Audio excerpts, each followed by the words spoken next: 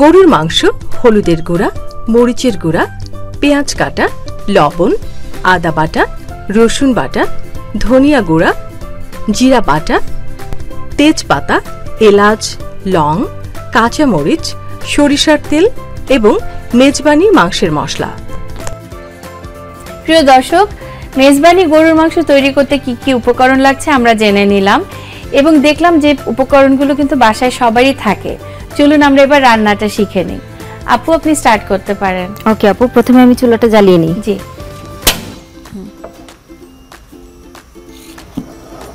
আচ্ছা আপু, প্রথমে যেটা করব সেটা হচ্ছে যে আমি প্যানের মধ্যে সরিষার তেলটা দিয়ে দেব।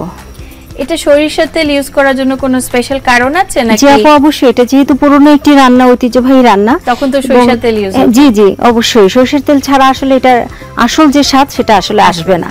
যতই আপনি সয়াবিন তেল দেন বা এখন আধুনিক অনেক ধরনের তেল বের হয়েছে স্বাস্থ্য সচেতনতার কারণে, কিন্তু আসলে আমি মনে করি যে আমাদের মা খালারা যে সরিষার তেলটা ব্যবহার করতো সেটা কিন্তু আসলে সত্যিকার অর্থে অনেক বেশি আমাদের স্বাস্থ্যের জন্য ভালো। এরপর আমি যেটা করব সেটা হচ্ছে যে আস্ত যে গরম মশলাগুলো আছে সেটা দিয়ে দেব। এখানে আমি প্রথমেই দিব হচ্ছে তেজপাতা। এটা আমি দুটো তেজপাতাকে আমি জাস্ট 4 টুকরো করে নিয়েছি। এখানে আমি দিচ্ছি হচ্ছে আস্ত 3টে এলাচ, 2 টুকরো দারচিনি এবং 3টা লবঙ্গ।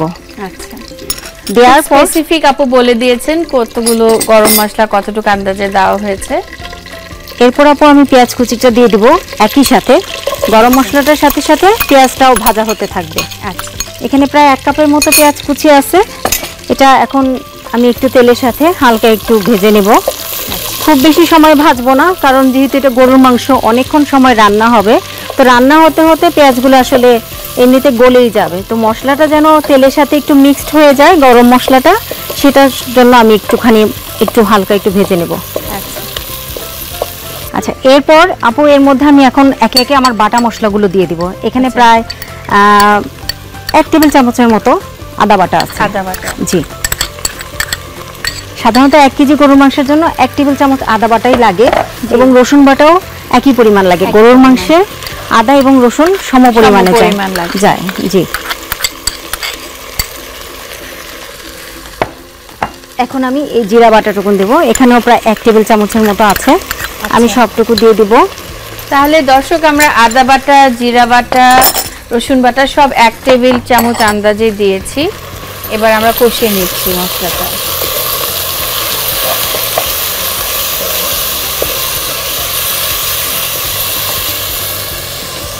খুব সুন্দর একটি সুগন্ধ আসছে। রমজান মাসে এটাই মজা, যে কষ্ট করে সবাই রোজা রাখে, আবার মজার মজার ইফতারও করতে পারে। আপু, আমি এবার এখানে একটু পানি দিব যেন মশলাগুলো পুড়ে না যায়। হ্যাঁ, আচ্ছা, জাস্ট অল্প একটু দিব, কারণ গরুর মাংস থেকে এমনিতেই অনেক বেশি পানি ওঠে। গুঁড়ো মশলার ক্ষেত্রে আপু আমি সবার আগে মরিচের গুঁড়াটা দিব এবং সবটা দিব। কতটুকু আন্দাজে? এখানে প্রায় 1.5 চা চামচ আছে। 1.5 চা চামচ আমরা মরিচের গুঁড়ো দিয়ে দিচ্ছি। একটু বেশি দিলে হবে, কালারটাও সুন্দর আসবে, ঝালটাও হবে। আর যেহেতু গরুর মাংসটা আসলে ঝাল কম হলে খেতে ভালো লাগে না। আর মেজবানি মাংসটা একটু হালকা হালকা একটু স্পাইসি, একটু ঝালঝালি হয়। তো আমি লাল মরিচের গুঁড়াটা আগে দেব, আর হলুদের গুঁড়াটা আগে দিলে তরকারিটা কালো হয়ে যায়। তো এই জন্য প্রথমে আমি একটু মরিচের গুঁড়াটা দিয়ে মিশিয়ে নিলাম।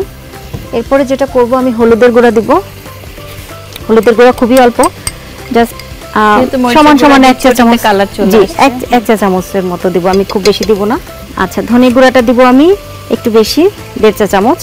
আচ্ছা, জিরে বাটা কিন্তু আমরা দিচ্ছি 1 টেবিল চামচ। জি আপু, কিন্তু ধনে গুঁড়ো আমরা দিচ্ছি 1.5 চা চামচ। এবার আপু আমি দিব মেজবানি মশলাটা। এখানে আমি প্রথমে 1 চা চামচ দিব, পরে আবার একটু দিব।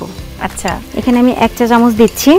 এই মশলাটা বানাতে অনেকগুলো মশলা লাগে, আমি সেটাই জিজ্ঞেস করতে যাচ্ছিলাম, মেজবানি মশলা তৈরি করতে কি কি লাগছে আপনার? জি, আচ্ছা, তো এই মশলাটা তৈরি করতে আমার প্রায় অনেক ধরনের মশলা লেগেছে। সেগুলো হলো, প্রথমে আমি যেটা দিয়েছি সেটা হচ্ছে যে দারচিনি 3 টুকরা, তারপর এলাচ, তারপর ব্যবহার করেছে জয়ফল, জয়ত্রী, রাঁধুনি, মৌরি, সেই সাথে ছিল মেথি।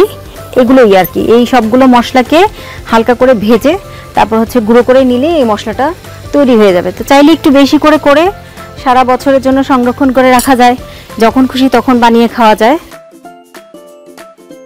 এখন আমি এই পর্যায়ে একটু লবণ দেব। আচ্ছা ঠিক আছে। প্রথমে আমি শুরুতে লবণ দিইনি, এখন দিচ্ছি। লবণটা আসলে আপু আন্দাজ মতো, স্বাদ মতো। আর আপু এই মেজবানি গোশটা তো পোলাও, সাদা ভাত, তারপরে পরোটার সাথেও মানুষ ইফতারিতে খেতে পারবে, খিচুড়ির সাথে, নান রুটি, জি জি সবকিছুর সাথে আসলে ভালো লাগে। সত্যি আপু এটা আসলে খালি খেতেও ভালো লাগে। খালি খেতেও ভালো লাগে।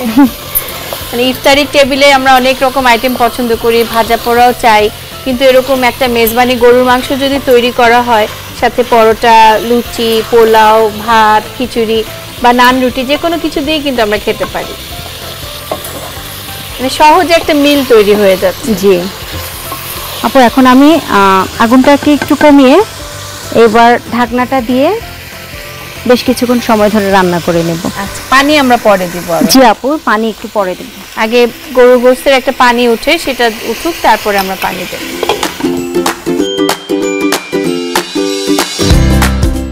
আচ্ছা আপু, আমার মনে হচ্ছে কি যে এখানে আরো একটু যদি পানি দিয়ে দিই, দিয়ে একবারে দমে দিয়ে দিই, তাহলে মনে হয় দ্রুত সিদ্ধ হয়ে যাবে। আচ্ছা চলবে আপু। এখন আপু এটা ঢাকনা দিয়ে অনেকক্ষণ সময় নিয়ে আমরা এটাকে সিদ্ধ হওয়া পর্যন্ত অপেক্ষা করব। প্রিয় দর্শক, আমরা গরুর গোশতে পানি দিয়ে দিয়েছি। এই মেজবানি গোশটা তৈরি হওয়ার জন্য একটু সময় লাগবে, আমরা একটু অপেক্ষা করছি।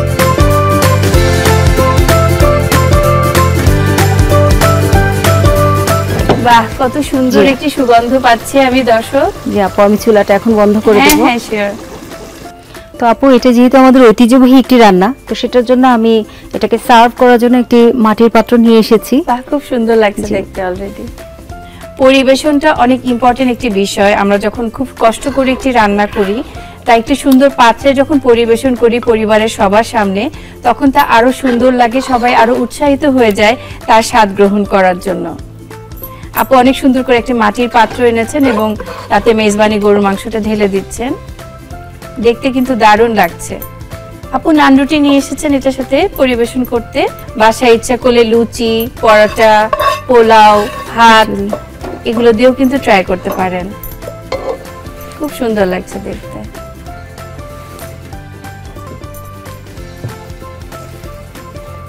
আপু, তৈরি হয়ে গেল আমার মেজবানি গরুর মাংস। থ্যাংক ইউ আপু, অনেক সুন্দর একটা রেসিপি করে দেখালেন। আপনার গল্প অনেক শুনলাম, ভালো লাগলো। প্রিয় দর্শক, আপনারা দেখলেন সোমা আপু কত সুন্দর করে চিটাগাংয়ের ঐতিহ্যবাহী রান্না মেজবানি গরুর মাংস আমাদের তৈরি করে দেখিয়েছেন। চলুন এর প্রস্তুত প্রণালী দেখে আসি।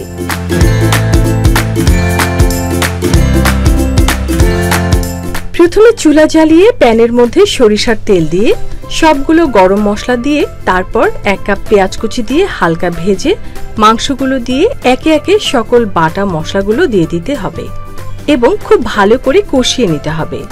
এরপর মরিচের গুঁড়া, হলুদের গুঁড়া, ধনে গুঁড়া, মেজবানি মশলা দিয়ে কষিয়ে সেদ্ধ হওয়া পর্যন্ত অপেক্ষা করতে হবে। সেদ্ধ হয়ে গেলে সুন্দর পাত্রে পরিবেশন করতে হবে।